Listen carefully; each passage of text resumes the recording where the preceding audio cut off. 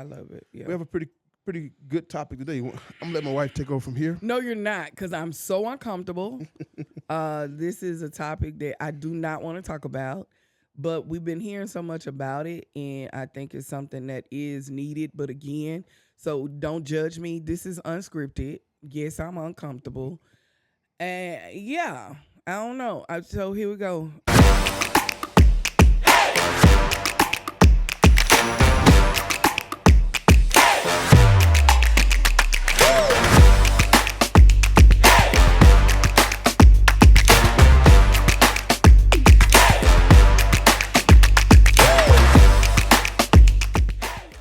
It. I mean, you've been talking about menopause all the time. You know, this is just not you. This is both of us. That's why I told you the other day when Mike that we both need to talk about menopause because it's struggling with me too. Oh my God. Okay, come on, man. We'll just make it about you. No, don't do that.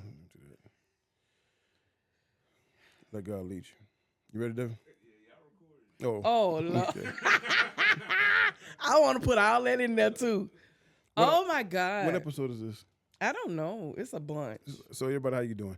Good morning. How you doing here at the Unscripted with Clyde and Tonya? We have been recording now for about 2 months now.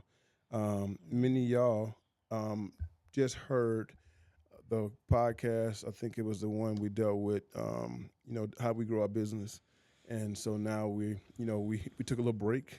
I guess that was the first season. Right. And luckily we were able to come back and still butt these up together and make it 2 weeks in a row. So we did take a break. I think we haven't recorded for about 2 weeks. It's been good. Hey, man, we went to Punta Cana. On the other side. I'm so glad we went because they are keeping people there. Yeah. Devin, I said we would have been, I kept saying while we were in Punta Cana, what if they leave us over here, husband? They going to leave us over here. And all of a sudden we leave and now it has been shut down. Leave. They can't come back. So it was definitely a good break, though. Our marriage has hit 20. Come on, get it wrong. I don't even know no more. 25 years, 25. dude. I want to say 28. I mean, no, 25 years. Oh, so you get on my nerves. We were married for a long time. Yeah, so we took a break. We took some time off. So we are trying to make sure we consistently bring these back to back every week to make sure we give you relevant information. So I hope you've enjoyed the last few podcasts. I mean, eventually we're going to start bringing guests on and we're going to start doing other things. But I want you to do us a favor. Just in case you want to know how you can reach out to us, you can hit us on our social media platforms. My wife have all those. I do not understand how to tell you how to hit us up on those. But what they say, DM us. The links are on YouTube or on podcast. But also you can email us at, what we should give them the... Yeah, it's all on there. Okay. Yeah. Email us. But we love to hear... And we'll put the email right there. There you go. Grab it. Yeah, there you go. But we love to hear from you on topics, questions, concerns. I would love to hear questions. I don't want you just to be a one-way monologue relationship. I would love for it to be a dialogue relationship. You are our community. So we would love to build a relationship with you. And so shooting us a quick question. Maybe we'll, rocket fire a few questions that y'all gave us on our emails or platforms on this platform, just to make sure that you're engaging with us as well. So we want the topics not just to be relevant for us to give, we want to be relevant for you to receive. So I love it. Yeah. We have a pretty good topic today. I'm gonna let my wife take over from here. No, you're not, because I'm so uncomfortable. This is a topic that I do not want to talk about. But we've been hearing so much about it, and I think it's something that is needed. But again, so don't judge me. This is unscripted. Yes, I'm uncomfortable. And yeah, I don't know. So here we go. If I was to make a title or a topic for this, it would be in sickness and in health. Sickness and health. Yeah. See, that can go so many different ways. And for those who are married, you stood at the altar, you had vows. And those vows said through, what it says, through good and through bad. I'm the pastor. What it says.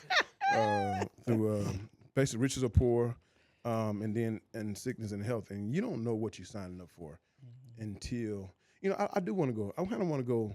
I do want to go a little bit different direction, kind of kick this off because, you say in sickness and health. And listen, we always want to engage with our audience. We do.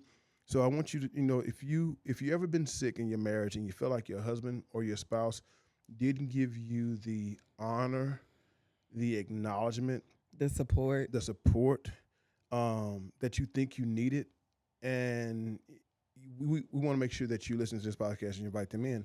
And then nextly, if you was a spouse that your spouse was sick and you didn't know how to honor, you didn't know how to support, you feel like, man, maybe if I, buy into this sickness, they're going to be and act even more sick, and I need them to get out of this. And maybe you was confused. Even though that the pastor set us at the front of the church and said, through sickness and health, I'm a pastor, and I do pretty good marriage counseling, but I don't think I quite explained to them what that meant when we said that. So I kind of want to talk about that, the disengagement that we faced. And y'all, I'm going to talk about a hot topic, a very hot topic. You may want to stay here, and then you may hang not. around. You may get uncomfortable like me. I'm 46 years old next month, and I've never heard anybody talk about this in the church. Brother Devin, pray for me. I'm excited to talk about it. I'm not. I am. I'm very excited to talk about it. But I want to kind of kick it off with this thought process, though. My wife took ill, and the preacher told us, in sickness and in health, to death do us part. And my wife got sick. When she was sick, we've talked about it many times, but and maybe those who listen on here maybe didn't hear about it because we talk about it in church and on other lives. But when she was sick, she went through. Talk about your sickness a little bit, kind of give them introduced to what you got sick. So found out that I had a kidney disease, and so when I found out I had a kidney disease, the doctors ended. I'm gonna do this fast. The doctors ended up giving me the wrong medication, and they gave me too much dosage. Well, the dosage that they gave me, I found out later the dosage was for cancer patients. So the cancer side effects, patients that have side effects like cancer patients within their hands, Charlie horses, all this stuff that was happening. The only thing that didn't happen is that my hair didn't fall out. And so I would go through excruciating pain. I don't know if I said that right, but it was painful. My body would ache. I was on a cane. I was walking on a cane. I had to be picked up to come in and out of places because I was too slow. I couldn't get there quick enough. Or I was just in too much pain to even walk because my bones ached. Found out later that the medicine that they gave me, I could not come off of that medicine. I had to be weaned off. And they told me that if I would have been taken off of the medicine, I would have been in a coma. Because they thought I had lupus, all this other stuff. And so it caused a lot to go on in my body. It caused a lot, even when it came to sexual, just to be honest. It just caused a lot of issues and pains that my husband did not understand. He felt like I could just keep going. He wasn't used to me being down. My girls wasn't used to me being down. They wanted me to be at games, and I would try to be there. I would do everything I could, but I was unable to be at games. I was unable to be at situations. Want me to pause? No, I'm good. I see my phone. Oh. I want to take notes as you talk because I don't want to forget. We can keep that in. We ain't got to take it out. Thank you, D. But keep be a game. That's so distracting. Okay. Yeah. They wanted me to be at games. They wanted me to be at school events like I normally did. And I would try my best to go, but there were some days I was in so much pain, or I was going through those Charlie horses that would last at least 5 minutes, from my eyelids all the way down to my feet. And it would literally go from my eyelids to my shoulders, from my shoulders to my elbow. I've never heard of Charlie horses, Brother Devin, in your elbow. It would go from my elbow to my hands, to my thighs, to the back of my legs, to the bottom of my foot, the top and then the bottom. Yeah. Every time I went through, I knew when it was going to happen. I would scream sometimes, or I would just sit there and take it. I had to have a bag on the side of me because I would hyperventilate. Oh my God. I would hyperventilate because I was in so much pain. And so my husband would always be like, you can go, you can got it. It ain't that bad. It's not that serious. And and I would try to keep going. And finally, after the doctors told me that, I said to myself, I got to do this for me, and I got to take my time. It would normally take me 5 minutes to get in work because at the time I had to work, and it would take me 5 minutes, but it would then take me almost an hour to get into my job because I was on this cane. So anyway, it made our relationship hard because it was he didn't understand where I was. And I don't want to put all that on my husband No, because I you take didn't. it. I take it because, and that's what's going to lead to the rest of it. So don't take the punches. Yeah. Let them land. I need them. They need them. I think you didn't understand. The girls didn't understand, and I felt alone. And I really didn't tell nobody what I was going through. My family didn't know because I didn't want nobody to put me in the grave. I didn't need nobody speaking over me in a negative way. And I would go to church because I needed a word. And some days I didn't. It just depends on. It was just a lot in that moment that I felt by myself. But when it came to, and it was like no matter what, I had to perform because that's what he wanted.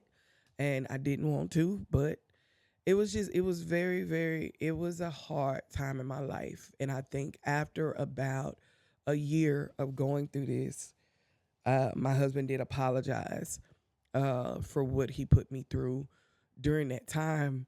I knew that he loved me, but I know that he didn't understand. This is why I didn't want to talk about this. This is exactly why I didn't want to talk about this. Because I don't ever want to make my husband look bad, but in that moment, he was very selfish. I can take it. I promise you I can take it. But again, I think once you realize, and it goes back to sickness and health. We never been there. You know. We had been married at that time, probably 16 years. Yep. And we had never been there.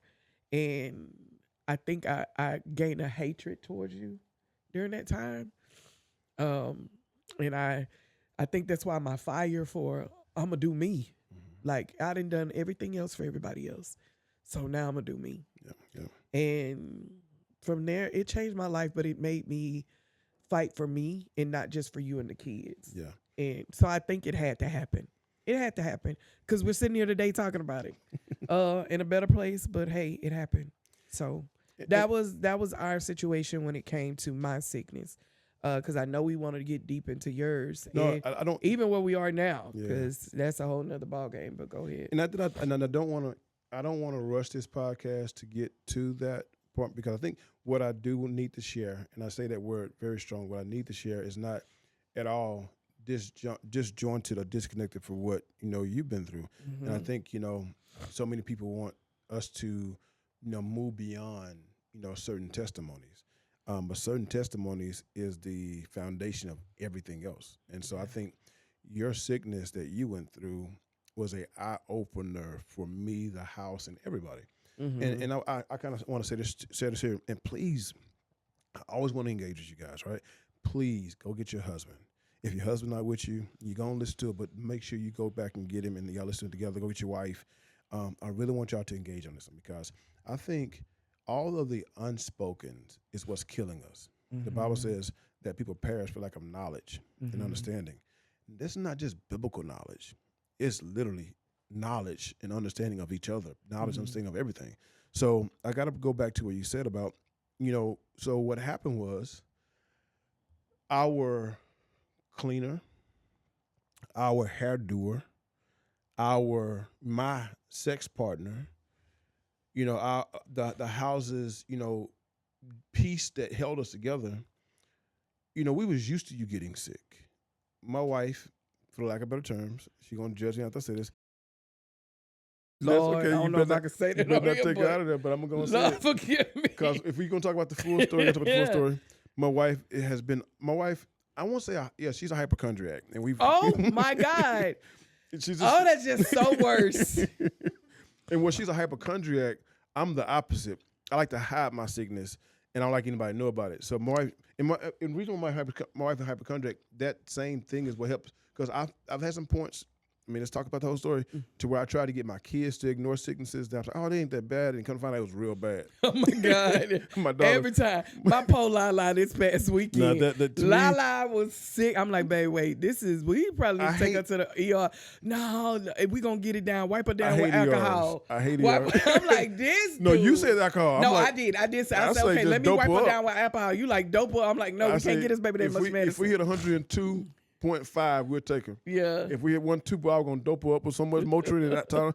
But the key thing is... But wait, pause, because if Shantae watching it, listen, the baby was good, okay? Yeah, she was good. She was fine, but I know she ended up having the flu later, but yeah. So the thing is, I never forget one time my daughter, Kiana, she was sick, and I was trying to push through it because we had a camping trip.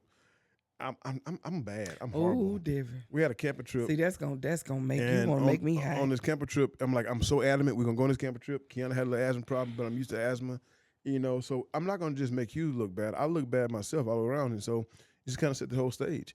And we pushed the camping trip, and she got there, and literally my baby stopped breathing, and we had to meet the ambulance and a whole bunch of stuff, and we still camped. You know what I'm saying? But we went to the hospital. But long story short, so this lady who we leaned and depend on inconveniently got sick longer than what we was used to. Yeah, I'm being real. Because I have bad migraines, and so it's not been a hypochondriac. I have very, very, very bad migraines. You do, and I want to make sure I correct that because I don't want to make it like that. But I do want to know. But I be worried. Yeah. If somebody gets sick, I am worried. Let's take them to the ER. I do that a lot. But I do know, like I would have migraines, and it would last 3 days. But not just the migraines was, it's not put the full part of the sauce. Also, if my wife did get a cold, oh my Lord. Oh, I'm down. My mama gonna take care of me. She going to the flow. I mean, she going all the way down. I don't care. And she going to ride it out. I don't care. So you take this guy who's used to my wife kind of like riding this sickness as long as she could, and now her sickness is different. But just because a sickness is different don't mean my psychological perspective on your sickness is different. Man, different. I will walk on a cane. He was like, "Oh man, you don't need that cane. You don't need Because I'm used to coaching. I'm holding the wall, bro. Walking on the wall. Like you see I'm in pain. You don't need that. But look, just think about this, right? And I want y'all to feel this whole piece because I know some ladies been out there going through stuff and it's like people not getting it. People think I'm crazy. And to the point to where maybe you have ignored your sickness. One thing about my wife, she ain't gonna ignore her sickness for nobody. No, I'm not. But some women, I believe out there, and some men out there will keep performing because people expect it. And then you'll be so hurt because people don't value it. And we're gonna get there. All this is in one. And so she is sick, and I'm thinking my psychological perspective, how I deal with sickness. The way I deal with sickness is I'm gonna push myself through. If I get up, if I think sick, I'm gonna be sick. If I think weak, I'm gonna be weak. So I gotta move. And I always tell myself, if I get moving, I'm gonna get better. So I'm trying to push my perspective of how I deal with illness on her. Now, even though I have my limits, sometimes when I get down and I can't, I'm done. I know my limit. I don't know hers. So I'm trying to push her beyond her limit, trying to get her psychologically together. And the crazy thing was she was trying.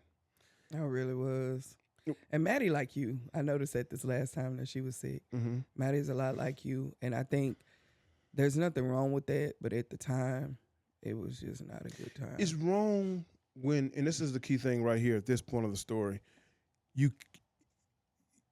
I'm not allowed, and you're not allowed, to tell someone how they should handle their sickness. Right. I think part of that in sickness and in health means I'm going to love you in your response to your sickness and your response to your health. You're going to love me in response to my sickness and respond to my health, right? Mm-hmm. Even though we can have encouragement, we can have, we can encourage each other, we cannot dictate. And that's what I try to do. I try to dictate how healthy you are. Mm-hmm. I tried to, when I wanted to be healthy, I wanted you to be healthy. And when I didn't, it was okay for you not. So there's so many things we did psychologically. It's like marriage is psychological warfare. Mm-hmm. And so we went through all this stuff psychologically, and she came out of it. She did. I mean, I wanted to have sex with me. I'm like, look here, this is too graphic, so I'm not going to say it. This is stupid. I can't believe how dumb I was. But like, so pause. This episode is not for your children. At this time, you may want to remove all your children under the age of maturity out of the room. But I'm thinking to myself, hey, God gave you more than one source to support me. So, Jesus, on the main line. If you're sick, I need you to really, figure out how you can still. I mean, I'm thinking like this. Bible says, don't deny your husband. Is not defiled. No, don't deny your husband. Yeah, all that too. And everything. So I'm literally thinking to myself, I'm like, how selfish I sound now. And listen, don't demonize your husband. I want you to recognize your husband and what he's going through. And you better not demonize mine. You better back up. You can demonize me. I don't care. I know they're not. I'm like Nichols. What you think about me? None of my business. But no, that's how that. Yeah. And she tried. And she tried everything she could. Until one day she just, I never forget. She was trying to. I never forget this. She was trying what to. What you finna say? make love to her husband Oh, Jesus on the main line. with tears in her eyes. Lord have mercy today. I felt so bad that my wife literally and did tears. And I picture trying to please your spouse sexually, crying because a part of you don't have the energy to do it, but a part of you trying to stop your husband from going down the street with another woman. Not that I would have done that, but I know there's in my heart that's where you were going. And I think there's a thing that I always taught. Okay, oh my God, I don't think YouTube gonna let us do this. I always taught they will. Okay, I always taught women and the women in my church, and I learned it from Dr. Ari Vernon's wife, Lady Vernon, and Victory Vernon is her name.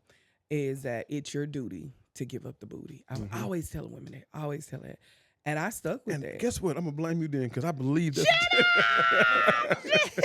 You stupid. Anywho, anyway. But yeah, I mean, my thing is we went through that. But here's the thing is that even though we didn't understand in sickness and in health. No, we didn't. Until this moment. I always say this, live long enough. Like after 25 years of being married, there's some things we thought in the beginning of our marriage that we would never go through, that we would never experience. We would never experience homelessness. We would never experience, you know what I'm saying, anything with our children. We would never experience nothing to that nature. And we found out, live long enough. Live long enough.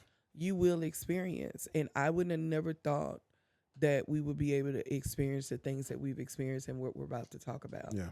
Even with yourself. I never would have thought that we would have been at that place, but I treated you different.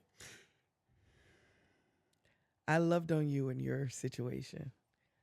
I supported you in your situation. And look, not that I'm God. Let's get that right. I'm not gonna say you supported me. Okay. I'm gonna say that you responded to me the way you responded to me, but I wouldn't let you all the way in.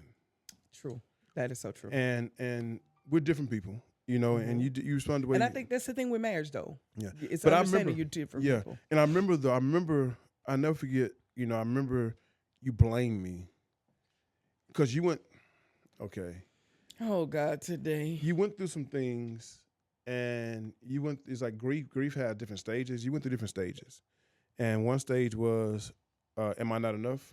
Right. And I'm like, woman, I'm dealing with this over here. What the H the box got to do with you? Mm-hmm. But you think to yourself, well, maybe I'm not attractive enough. Maybe is it me? And then you were like, that was one stage I never forget. Another stage was I never forget. And I'm gonna get to my point of what I'm dealing with. So and then one time you was something like how it was, you was frustrating me because while we were going through the process and I was having my inabilities, you would get so frustrated to where you wouldn't even say, you know what? Because one thing about it, okay, let's get to it. Oh, Lord, here we go. Well, okay. I would say this. I want to say this. No, go and get to it. You make these folks wait long enough. Go ahead. I just say this first, though, because one thing about it, if something doesn't work, you got to keep trying and keep trying and keep trying and keep trying, keep trying. You was out of the tries. Like, why we keep trying? Just give it up. You know what I'm saying? And I'm like, no. So long story short, I can't remember what year it was. What year was this? Because I know we were still in this was before Porter. the pandemic. We was in Porter. So that was around 2018. 2017, 2018. And them was the two worst years within ministry. It was. And this more is ministry. what triggered it. Okay. Ministry is what triggered it. Okay. So long story short, back in 2017, 2018, I dealt with erectile. Okay, I'm on. 2017, 2018, I dealt with erectile dysfunction. And it's called some people call it ED. And it's probably one of the most embarrassing for most people. I don't get embarrassed easily. Nothing embarrass me. I think I do get embarrassed, but long story short, this doesn't embarrass me. What most people get embarrassed about, I don't. So erectile dysfunction was something that I dealt with in 2017, 2018. And for those who don't know, erectile dysfunctions, man, where a man cannot get, like I told you, get your kids out the room. This is a podcast for adults. Jesus. A man cannot get an erection. And I'm sorry for those who are my members of a church and you don't want to picture your pastor like that. Turn the thing off now. Turn off. You Look, know, the children of the church, the children of, if you can't handle it, get out. Kiana, Lana, if you listen to this, find something else to listen to. No, I was saying children of the church. If they can't handle it, get out the room. You might Get have to. You might turn this off, sugar. Yeah, because but this is your pastor. this is your pastor. But I think you need to keep it on because I believe this thing. Everything God let us go through, He let us go through first because I'm a strong believer of that scripture that God says, that purpose. I can't remember scripture. Romans 8:28, something like that. Everything works together for good of those who love the Lord. We called according to your purpose. That word purpose is prothesis. Prothesis means to be showbread. Showbread means to be put in front of people to be able to take part of. And I believe God put us in front of people to be able to take part of that. That's too far, too fast. All right, slow down. So I went through that stage of erectile dysfunction. And most people's first answer for erectile dysfunction is the blue pill. I'm like, I'm too young. I mean, I'm 46 now, so in 2000, I didn't want you 38. to because I'm like, no, that could do stuff to your heart. Yeah. And I don't know. We ain't got there yet. I was too young, though. I'm like, this is something. So I'm going to tell you what happened. So I went through a lot of, the church started falling apart. Mm-hmm. And so most people believe, erectile dysfunction has to do with just, chemicals in your body. Mm-hmm. We're going to talk more about this in the future about mental health. But erectile dysfunction, a lot of guys, you need to tell your husband, it's not you. My wife had to understand it wasn't her. Mm-hmm. I was attracted to my wife, but something made me not be able to be happy performing for her. Mm-hmm. And that's the point. And I'm going to tell you what that is. I'm going to give you more definition, more understanding of how this erectile dysfunction worked for me. Not everybody's the same, but I'm telling you how it worked for me. And I think a lot of me and my age got the same problem. It's called performance anxiety. So we was going to the church and this mental health thing hit. I'm thinking mentally everybody loves Clyde. Everybody loves Clyde at work. Everybody loves Clyde at home. Everybody loves Clyde at church. The church got a problem with you. They ain't got a problem with me. Damn it. I'm going to help them understand you, but the church love me. You know what I'm saying? I literally thought I walked on water. I literally I was addicted to people's opinion of me, and I would do whatever I could to keep them happy. Whether it's my wife, I would do whatever I could to make her happy, in my perspective. And I wouldn't accept anybody else's truth. The book, His Needs, Her Needs, that was a good eye-opener for me because I'm like, I didn't know that she wasn't happy with me because I think that same time that book came out, His Needs, Her Needs, and I'm thinking, are you happy? And you're like, no, my needs ain't met. I'm like, what you mean? Mm-hmm. You couldn't tell me. Even in intercourse, I couldn't handle my wife telling me. After intercourse, I would ask my wife, did you enjoy it? Was it good for you? After preaching. Oh, my God. No. I'm not That's stopping. Too far. After preaching, I would ask the church members, hey, did you enjoy it? Did you enjoy the sermon? We get through working at work, and I do something, and I would look for somebody to tell me how great. I was addicted. Is it making sense, Devin? Mm-hmm. I was addicted to people lying to me, telling me how great I was. Listen, they would tell me I was great, even though I wasn't. To number one, to shut me up, but number two, to keep me showing up. Yeah. Because if you lied to me and told me how great I was, I won't keep on coming. Yeah. I work harder than anybody else. I work longer than anybody else. I'm a cook. And I was to the point to where I would cook a meal, cook something, somebody would taste it, and they ain't like it, I throw it all away. Because my success was measured by my performance. Mm-hmm. So if my performance wasn't successful, I wasn't successful. Mm-hmm. So I'm thinking that everybody loves Clyde. I'm like the movie. Everybody loves Raymond. Everybody loves Chris, right? And so I'm like this. I'm thinking everybody loves Clyde. And then all of a sudden one day, I put a post out on Facebook. And I put this post out. And around this time, everything else happened too at work. I'm having a problem with my job, But I put this post out on Facebook about a young lady who was in the church. And all hell broke loose. Yes, Lord. And look, the post wasn't even up, Brother David, no more than 2 minutes. No, I'll give 15 minutes. It was 15 minutes? 15 okay. minutes. I made the post 15 minutes. I deleted it. I didn't know folks think the screenshot stuff. Boy, they screenshot it and it went wildfire. But it was quietly done. Like it was one of those, it wasn't like shared like virus like that, but it was within the people in the church. They were sending it to everybody. Boy. So here I am now.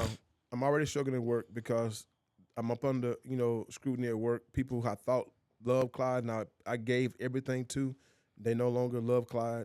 I get to church, and now people leaving the church, and people now telling me what they really thought about me. I knew he wasn't this and he wasn't that. And so now the reality of who I was now is gone. At church, it broke me down. And at home, things are not going great. But now I'm thinking, like, is everybody lying to me? No, at that point, we was trying to figure out if we're going to downsize, if we're going to be, what are we going to do next? What house we going to live in? Kiana getting ready to graduate.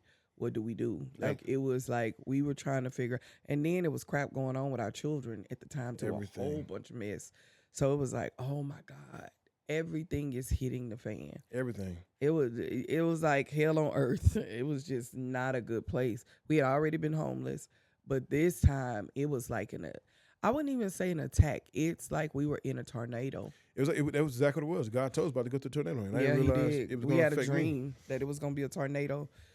You had a dream of a tornado. I had a dream of a tornado. And next thing you know, baby, we in this tornado. Yep. So I'm sitting here and I started having panic attacks. Started having panic attacks on the planes. Started having panic attacks, at home. I go in all straight out hyperventilation. And what happened was my world was collapsing in on me. Mm-hmm. The great guy I was portraying that I thought everybody thought was a great guy was no longer this great guy anymore. Mm-hmm. And now I'm thinking everybody's been lying to me. You know what I'm saying? Like now the illusion I tried to create that I'm perfect, I'm great, is gone. And so now I catch myself questioning everything. Mm-hmm. I mean, questioning everything. So now I'm in the bedroom trying to make love to my wife. And in this room, I cannot take out the pictures that she's not going to enjoy this. She's not going to enjoy this whole entire encounter. And the whole time I'm trying my best, everything to stay aroused. But the reality that's sitting in my mind is that you can't please your wife. You can't please nobody. I can't overcome it. Yeah. And literally in the middle of everything shuts down. My wife don't know what's wrong. And this, every man have this happen every now and then.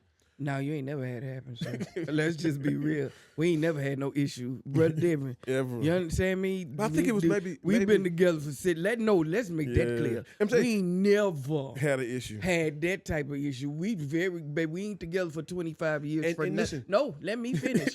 We ain't together for 25 years for nothing. Because I'm a girl that I love the Lord, but I also love that. Mm-hmm. So that was never a problem or an issue with us. We've always been good in that area. Yeah. So it was like, what did I do and what happened? Because you never thought that way with me. Never. So that kind of threw me. It was like, what happened? And then I kept thinking, oh my God, we're getting old. Like, listen, I started asking guys like, dude, what happened? What age does it shut down? I'm like, I started researching like, what did we do? Like, oh my God, this what happened when you get older? I know. Devin probably like, this is crazy topic. So listen, so I'm sitting there, man, and literally, I mean, I got to take you through the process, right? So I started like, man, I'm like, okay, you can shake this off. You can get this over. And this is where the whole, the rhythm, okay, maybe I got to try it again. Maybe I got to try it this time, and then I would even start trying to think of different women in my mind. Oh, no, you didn't tell me that. I didn't tell you that? No, well, you didn't. Now you just found out something new. Oh, Lord. I was trying to think of different women in my mind, and that didn't work. Nothing would work because the whole time my mind is like, I cannot please her. And listen, I mean, it was so bad. I never forget get through preaching. I would ask people, did you enjoy the sermon? Did you enjoy the sermon? That mindset was sickening that went over to everything and asked you. And that was a sick mental disease. It wasn't that. I believe that it was, I feel like that every area of your life, and I'm not trying to get all deep and spiritual, but I just believe every area of our lives that there has to be a detoxing of who we were to who we're going to become. Mm-hmm. And I believe that in anything that we've overcome, because we are open book, that there has to be a detox. Because you would not be able to explain this right now if you did not have those I needed to feelings. Be addicted to that. Addicted to the church. I tell them all the time. Brother, I tell them all the time, this your church. Them your people. Baby, please, them folks love you. And I was addicted to them like loving me. And you was addicted to it. It was like, and he would never come back and say, no, they don't. Because he knew. I thought it was my job to train you how to make them love you like they love me. like you just got to be this and you got to be that. You were trying to make me be someone that I wasn't because that was you. And that ain't me. Yeah. Like at the end of the day, I am who I am. If you don't like me, it is what it is. I think that's how a lot of pastors start marital affairs at their church with their church members because they are addicted to how they think about them. And they become more attracted to that and then how they're attracted to wife. So, I probably could have found a relationship with a woman at church and I would have blew up the church. You right. I would have blown up the church. It probably would have solved the sexual I'm problem. not that pastor. No, let's get that This clear. is my testimony. I know that's your, but baby, please. I am not that. You think that first lady with the dress would, baby, they would have talked. What, you understand me? I would have been all over the news. Baby, don't be out here with these first ladies and thinking we just, baby, please. We love the Lord with all our heart, but don't be putting nobody in no box. You're right. More than the first lady, sugar. But I would go ahead. And people did say I was sleeping with someone in church. And They did. And I knew that wasn't true. I've never had sexual intercourse with any woman since we've been married. And he is married to Tonya Harden that loves the Lord, but will shoot you, will box you, will drag you. I do all that. Back in the days, I would try to cover I don't know. that up, Let me stop, Lord. That's I ain't true. gonna say that because I don't want the Lord. I don't want the Lord to say, "Okay, Lord, I may not." I don't know. I don't know what the Lord gonna do. I'm gonna tell you what you do. But don't push me because I'm close. I'm gonna tell you exactly don't what do you it. do. I know exactly what Miss Tonya would do. I ain't no killer, brother Devin. But don't push me. Devin, this is what you do. I get home and the house will be empty. She'll be gone, and I will never hear from her again. Nope. No. See, I'm petty. I would get in front of the church, make sure the live is on while everybody getting ready to preach. Y'all singing praise the Lord. I'm going to sit there and sing with you. I'm going to get up in the pulpit, and then I'm going to tell folks, hey, by the way, Bishop Woodard, please know that your son out here thugging, doing the wrong things that is against the will of God. And if y'all stay under this raggedy pastor, y'all all going to hell. She's going to have some folks going to church this Sunday doing some stupid stuff.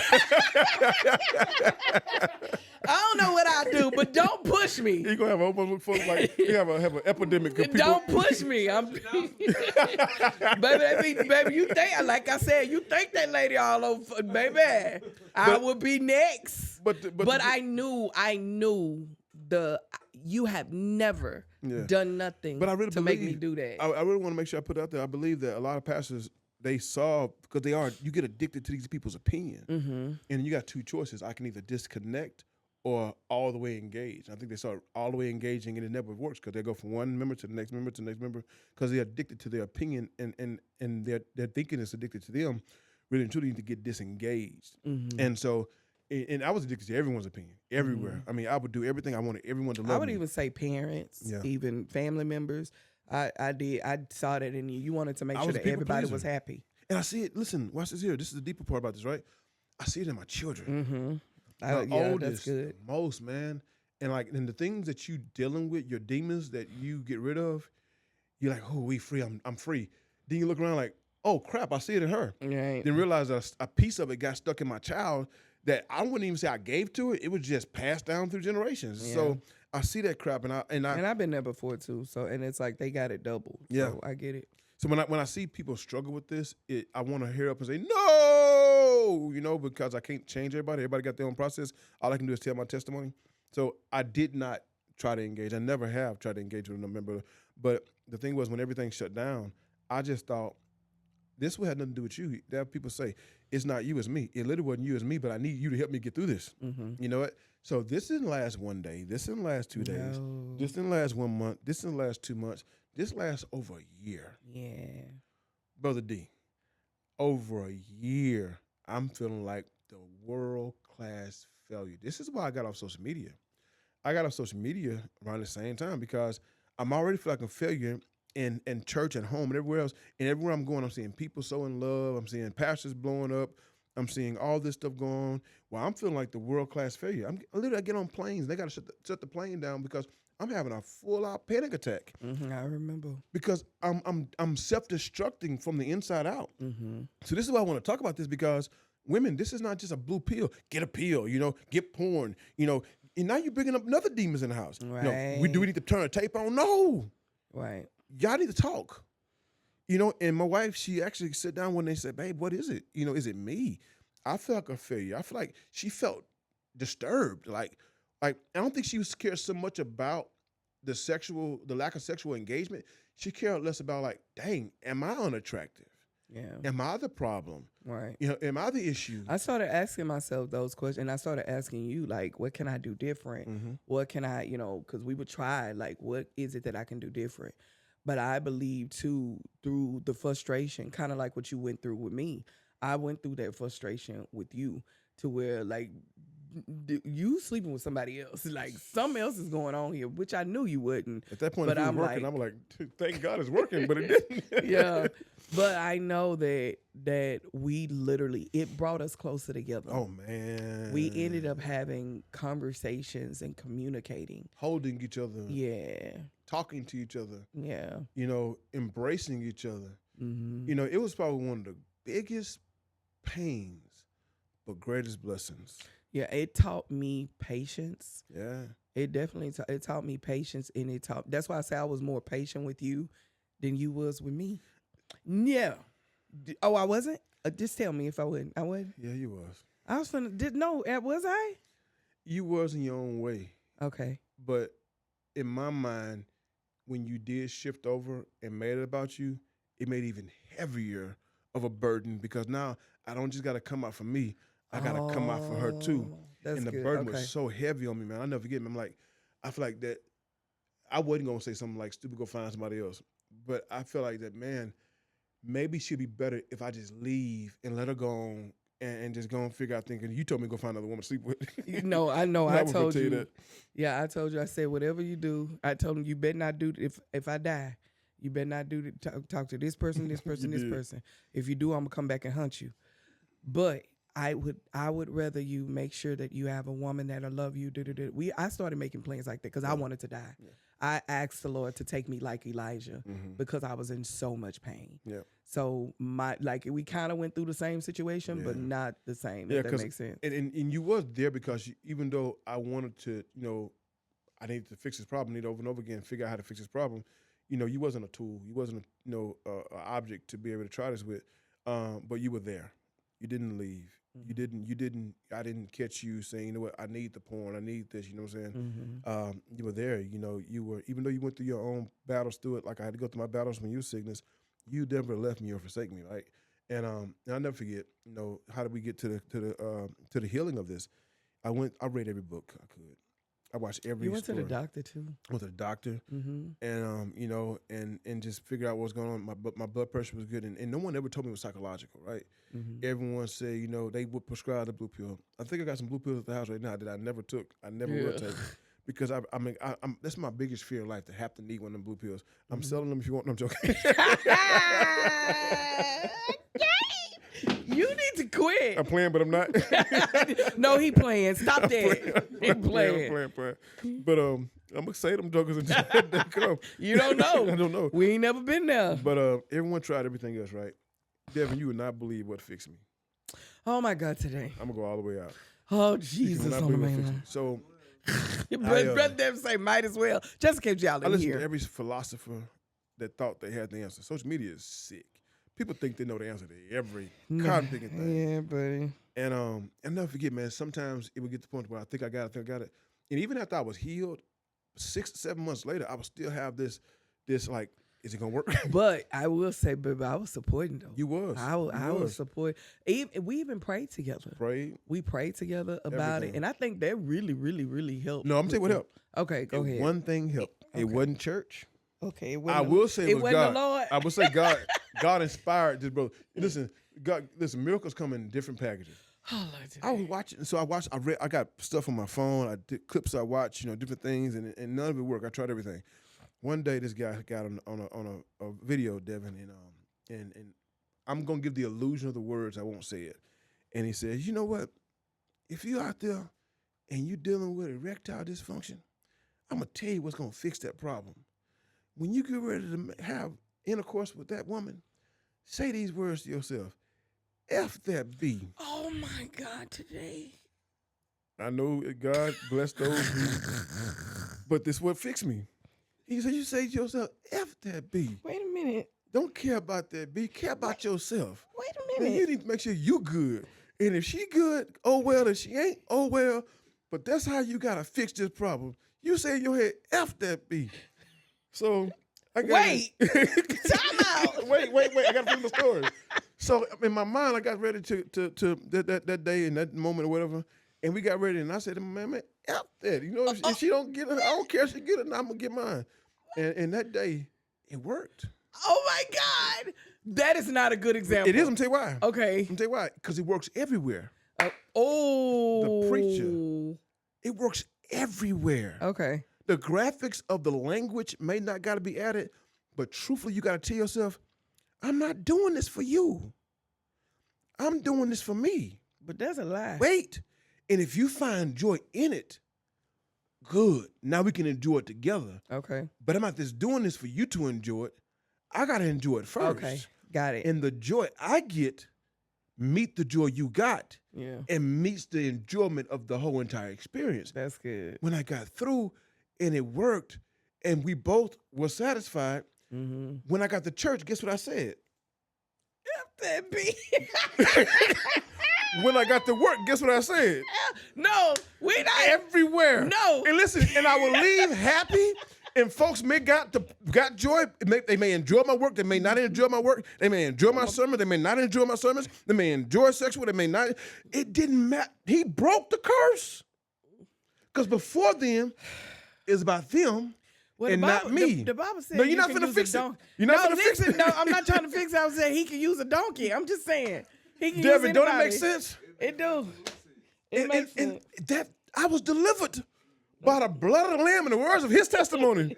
And we've been good ever since. And listen, I'll never forget, one day I was sitting. I never knew that. I thought I told you. No, I didn't. If you did, I forgot. And I was in it was like, I was in the IHOP. It was me with the pastor first lady. Oh, Lord Jesus. And They know exactly who they are. Yeah. And in the middle of IHOP, we had about an hour. We used to be at IHOP for like 5-hour meetings, right? We like an hour and a half into it, maybe 2. Everything woke up. I said, y'all, we got to go. We literally left home. Lady Danique and Pastor Johnson. They know where they are. And ever since then, but listen, but that's the theological part about this. You got to get this in your spirit, man. I literally cared about you so much. Yeah.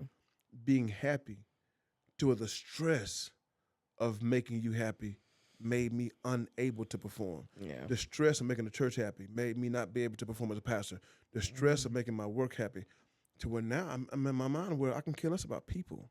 And that's why I say it is in sickness and in health. Yeah. Because you got to be willing to stand beside your spouse, understanding that life is not going to always be perfect. Sometimes sickness, and here's the thing, we've been together only 25 years.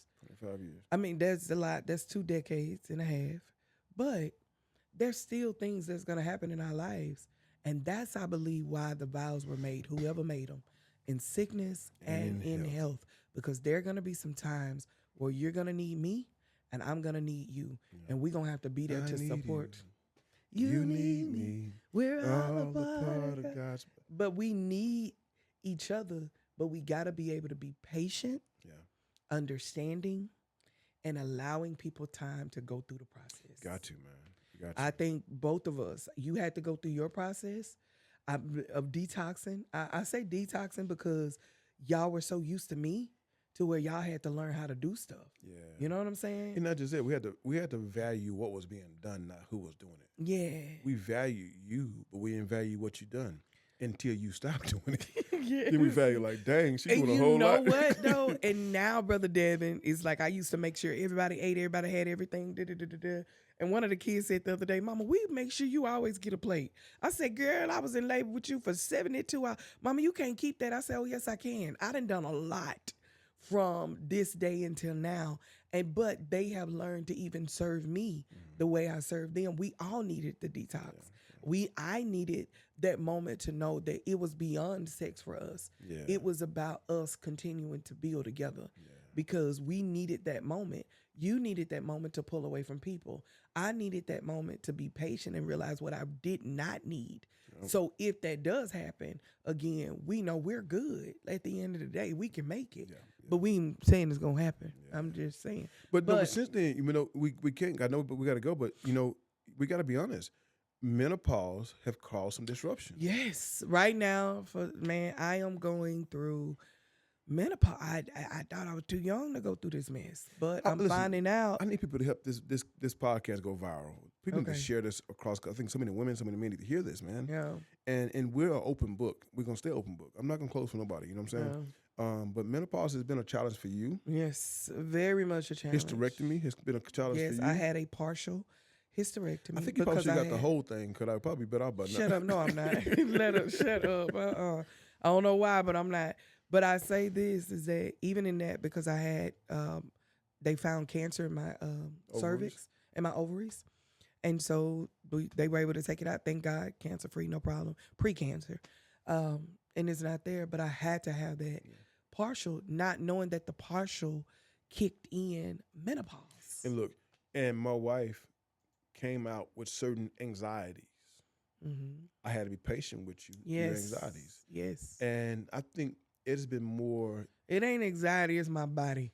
It's anxieties too. No, it is my. See, there you go, Brother Devin. There you go. There he go. He's I do know not it's your body, sympathy. but don't tell me you wasn't afraid. Yes, because it's my body. My body has changed. It is not the same. When you go through menopause, your body, your mind, and baby, these hot flashes will make you lose your mind up in here. And we're still going through the journey. So I don't even want to share that yet. Yeah. I want to be taught on that. I want to say this though. Yeah. I want to be taught on that. If there's a woman out there that is in my area, I want to do a sit down with women to have that. Nobody ever taught me. I'm not finna cry. Yeah. Nobody ever taught me what menopause is. I'll never forget going to my family members saying, y'all, I wake up in hot sweats and I have to have a towel on the bed. I got to wake up and take a shower. I am soaking wet. My hair is soaking wet. And you're not old. And I'm not old. And I'm telling them this. They say, oh, girl, you're going through menopause. You'll be okay. What?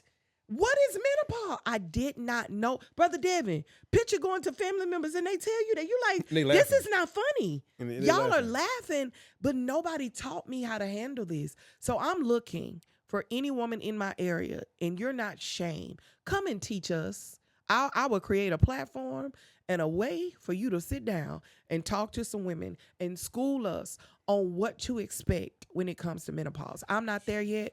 I can't teach that. I can tell you right now, it ain't fun. Because, baby, Brother Devin, 1 minute, I'm in a stove trying to fight a whole woman. Never mind. It don't matter. And I'm glad. Anyway. But it's just a bad play. It's not. It's uncomfortable. I'm trying to embrace it. Yeah. And you just never know. And this is what I wanted to say this year. That's why it's so dangerous to base your relationship off of sexual intercourse, because it can get disrupted at any time. Right. I kind of say I love. And I say too, it's dangerous when you start dogging people out for their situation, for ED, for menopause, and making jokes. And it's dangerous also if you would have went and shared some things that I was going through with someone outside of our house, that would have killed me. Yeah, but I would never do that. But how many people do? Yeah, that's dirty. How you going through and what if I go to work and share how my wife this and my wife that? I would open the door. You got to be very careful about how you right now we can talk about it because we know that my ED we're almost 10 years past that moment. Mm-hmm. But you got to be very careful who you talk to, who you converse with, because your bedroom is sacred, not just on the file, it's sacred. Right. And so I just want to say thank you. I want to say I'm sorry. I know I apologize to you 100 times about how I did treat you during your sickness. But I say thank you. Thank you for helping me know that medical wasn't the way out. You were so patient with me to let me find out mentally how to get healed. Well, you didn't rush me to make sure you were happy to get a pill. Didn't rush me with porn. Didn't rush me, with other different arousal opportunities. You were patient with me for that year. And I say a year, but it had to be over a year. I think it was a year and a half. A year and some months added to it. But we worked through it, made our marriage so much stronger. That's why I'm going to tell you right now, sisters, and to the dudes out there who don't know, this woman, it can't know just any woman come in this relationship right now. And can't know any man. You can twist, you can shake it, you can buy it and put it on.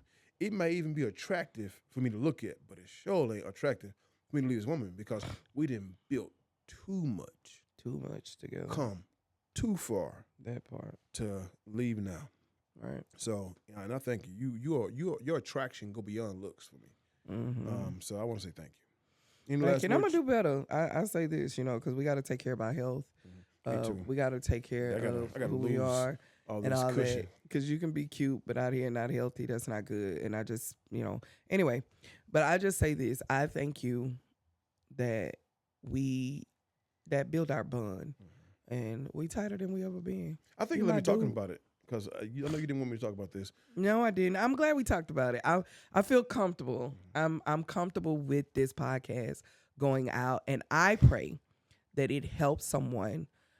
If you're experiencing it, I pray that you're not immature to go and laugh about or laugh, please. I don't care. No, I'm not. I'm talking about the other person, No. not this. But you kind of downgrade what your spouse or your significant other is going through, because we know people out here. You some of you ain't married, so you're probably going through with your anyway common law marriage. But whatever the case may be, wherever you are, it's just understanding. You gotta. No, I'm taking all that out. No, whoever you're married to. And you're going through that, man. I pray with you, pray for you. Keep that in your house, and y'all grow together in the midst of that. Sickness and in health. Yeah. That's for you guys to be able to learn, grow, and develop as a couple. If you're not married, get married.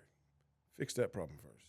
Yeah. Because the lack of marriage can create insecurities that can disrupt comfort in sexual bedrooms. Yeah. So if you want to fix all things, get married. And then don't get married and leave your habits the way it was. Get married first in your heart to one woman, to one man, and then get married to your body to one man. And now y'all be willing to go through whatever in spite of what you face.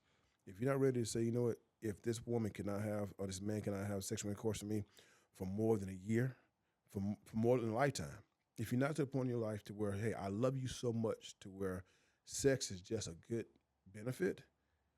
If that's not your number one thing, and if they're number one thing and you can't live without of it, don't get married. You're not ready. Because the large enough marriage means that if she tell me today it's over with and done, we may become creative, but it won't become so creative. Thank you for saying that. Yeah. Because I'm like, wait a minute. Become creative, but it won't be. But I get what you're saying. It won't be against your comfort. Yeah. Whatever. I cannot say, well, shoot, that's it. Well, how about we gonna get divorced? That marriage, we learned some long time. The largest of marriage is way bigger than bedroom. And one thing about that vow, it becomes a covenant between you and that spouse. So that's important. So, well, thank you. Thank you, husband. Thank you for making me get uncomfortable. Devin, we sorry to messing up your ears. Devin said, I love it. So, I'm good with this. I'm okay. Share, man. Yeah. Share with somebody. Give this. I want this podcast to hit over 1,000 views. I want the podcast, the YouTube, hit over 1,000 views before, I say 2 weeks. Because I think so many people need to hear this. Yeah. And nobody's talking about it in the church arena. I think people talk about it, I found out somebody talking about it, but it wasn't in a healthy environment, but it helped me out. So I love you, baby. Love you too. With all my heart. With all my soul. Forever and ever. Until God take us home together. Together. We're going home together. That's another podcast. Yes. All right. Thank y'all for rocking out, like, and share. Stay blessed. Bye-bye. That was dope, man.